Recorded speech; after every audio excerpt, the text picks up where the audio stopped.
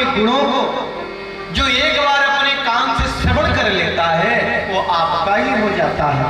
मैंने आपके गुणों को, आपकी कथाओं को अपने कान से सुना, अपने हृदय में समाहित कर लिया और तब उसकी शादी हो जाती है। ऐसा ये मन पड़े। नमस्ते ताम्बके वीक्षणं स्वशान्तानुयतां शिवां भूयात् पतिर्मे भगवान कृष्ण तदनुमोदता। इसी का ट्रांसलेशन गोस्वामी तुलसीदास जी ने किया है। और देखो रुक्मिणी मैया पूजन करने आ रही है। आइए मैया क्या आराधना करती हैं।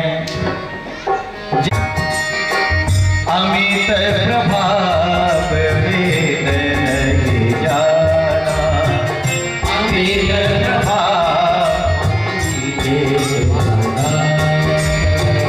अमित प्रभाव वेद नहीं जाना, अमित प्रभाव वेद नहीं जाना। भव भव विभाव पराभव कारणी, भव भव विभाव पराभव कारणी, विश्व विमोहनी स्ववश विहारिणी, विश्व विमोहनी स्ववश विहारिणी, विश्व विमोहनी स्ववश विहारिणी। जय जय गिरिवरराज किशोरी, जय जय गिरिवरराज किशोरी, जय महेश मुख चंद चकोरी, जय महेश मुख चंद चकोरी, जय जय गिरिवरराज किशोरी, जय जय गिरिवरराज किशोरी, जय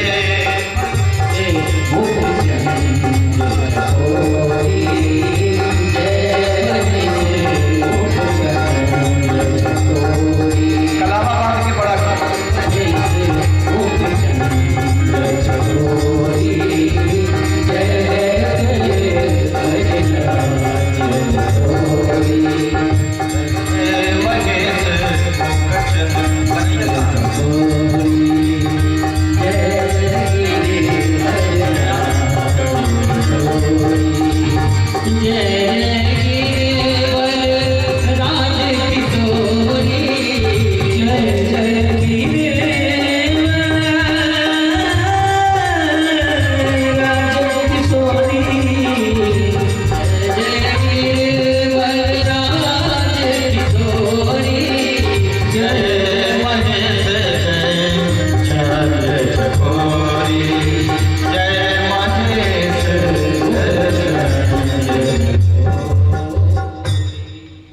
देखो मैया के गले का हार रुक्मिणी मैया के गले में आ गया।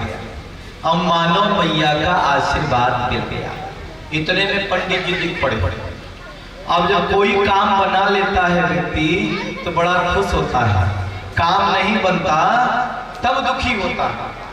तो पंडित जी मुस्कुराते हुए आ रहे थे, रुक्मिणी मैया से मिले। रुक्मिणी मैया ने कहा गोविंद ने संदेशा दिया क्या? बोले ना।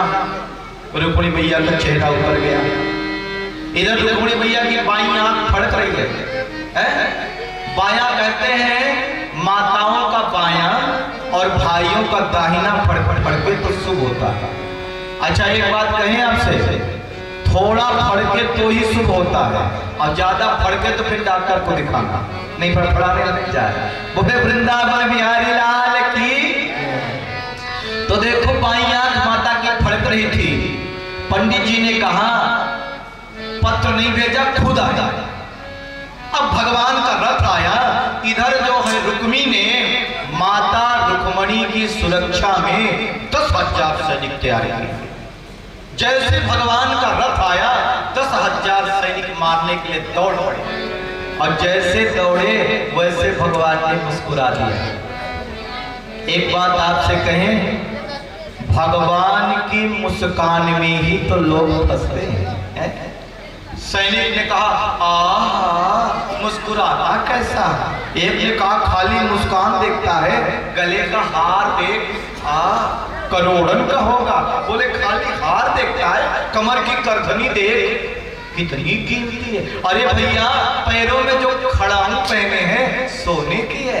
आहा कितने सुंदर है। एक ने कहा सुनो, न ये काले हैं न गोरे हैं, ये तो नीले नीले हैं, इतने सुंदर हैं और कितने मुस्कुराते हैं।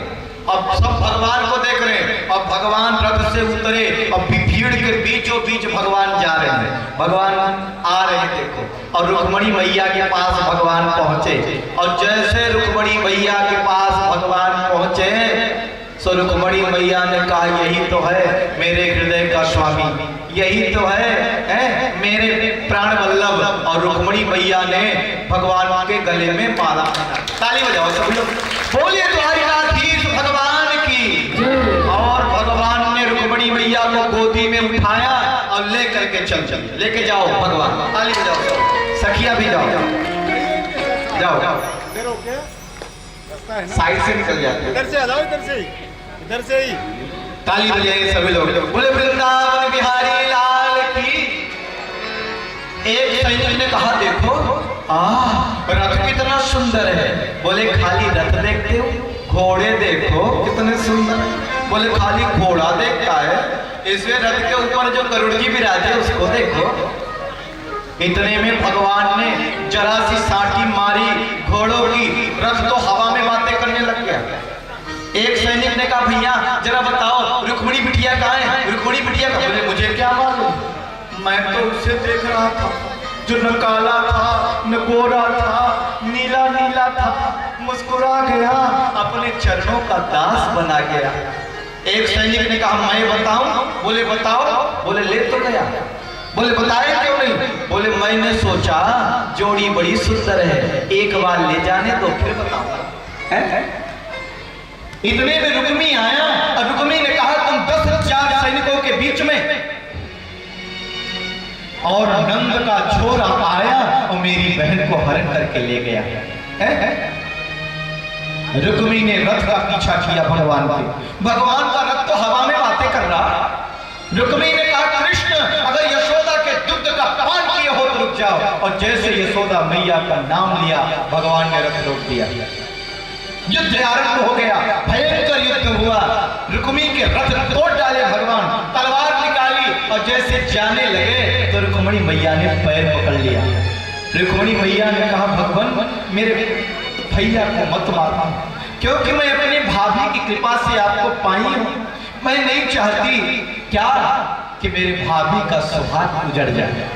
भगवान ने कहा तुम्हारे भैया हैं तो मेरे भी तो कोई है, मारूंगा नहीं, जरा समझाऊंगा। भगवान ने आधे बाल मोड़ दिए, रथ की पहिया में बांध दिया और रथ लेके जा गया। इतने में बलराम जी आ गए। बलराम जी ने कहा देखो बहू भी बैठी है, रथ भी चल रहा, कन्हैया भी, लेकिन ये रथ के पहिया में ऊपर नीचे क्या हो रहा है?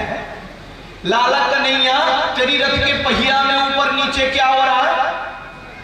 भगवान ने कहा सारे जी हैं, साले जी। बलराम जी ने कहा अपने रिश्तेदार के साथ कोई ऐसा करता क्या? छोट छोट आप बड़े भैया है ना। देखो नातेदारी कब चलती है?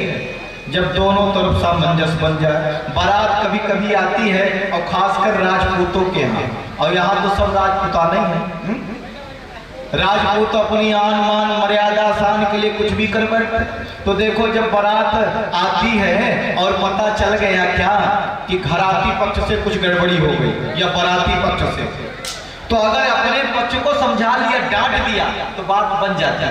और कहीं ये कह दिया कि उधरी से शुरू हो गए, नहीं तुम लोगों के यहाँ हम आए और तुम्हें ऐसा नहीं करना चाहिए, फिर तो लठ बजी जाएंगे, फिर कोई नहीं रोक सकता है। बलराम जी ने कहा अपने लोगों को समझा रहे, माने किसको समझा रहे? भगवान कृष्ण को कह रहे हैं। बोले ठीक है। बलराम जी ने कहा उनको छोड़ दिया। अब इधर रुक्मी आया और भीष्मक राजा ने रुक्मी से कहा तेरे दुराग्रह के कारण मैंने अपनी पुत्री का विवाह ठीक से नहीं कर सका। अरे जब मुझे ये पुत्री प्राप्त हुई थी सरोवर में, तो नारद जी ने कहा था ये साक्षात लक्ष्मी है और कृष्ण साक्षात नारायण है। अरे लक्ष्मी का विवाह तो नारायण से होता है। देखो रुक्मणी मैया आ रही हैं, रुक्मणी मैया की सहेलियां आ रही हैं और रुक्मणी मैया के हाथों में अब मेहंदी लगेगी। देखो आप लोग भी यहाँ बैठे हैं और जो रुक्मणी मैया के साथ नृत्य करना चाहते हैं तो अपने अपने स्थान पर नृत्य कर सकेंगे। हैं रुक्मणी मैया के हाथ में मेहंदी लग रही है और सखियों से क्या कह रही रुक्मणी मैया।